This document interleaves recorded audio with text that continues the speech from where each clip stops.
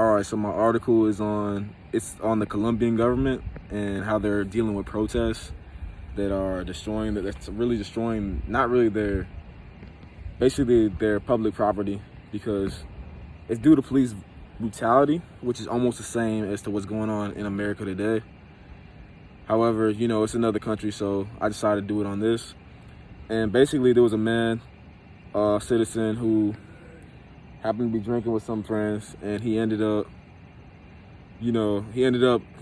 going to a corner store to get more drinks.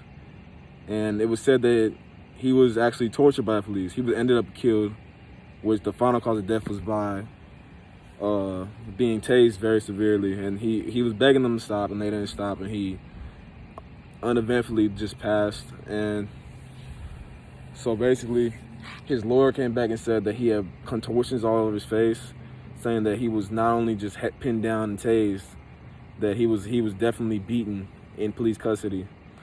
So people took to the streets, and his family is begging for justice, and other people are begging for justice, and the government is doing its best to, call out the police officers. They're apologizing, the governors are apologizing, and the people in charge are apologizing, but the police have remained quiet, and they don't really want to speak on the issue. And they're tending to, they're just trying to act like as if nothing has happened. And the protesters, they're not just gonna let the people get off with that and not let the people get locked up. They're doing what they can to get the people in jail, the people that killed the man.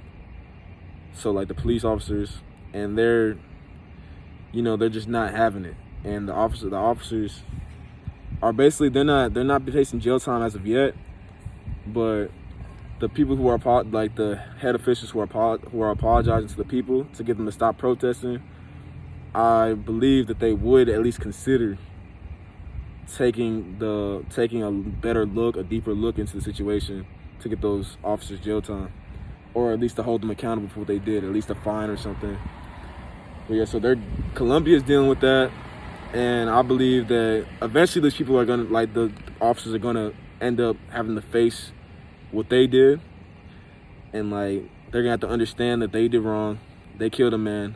They took away somebody's father and somebody's husband, and they're gonna have to live with that and the penalties that come with it.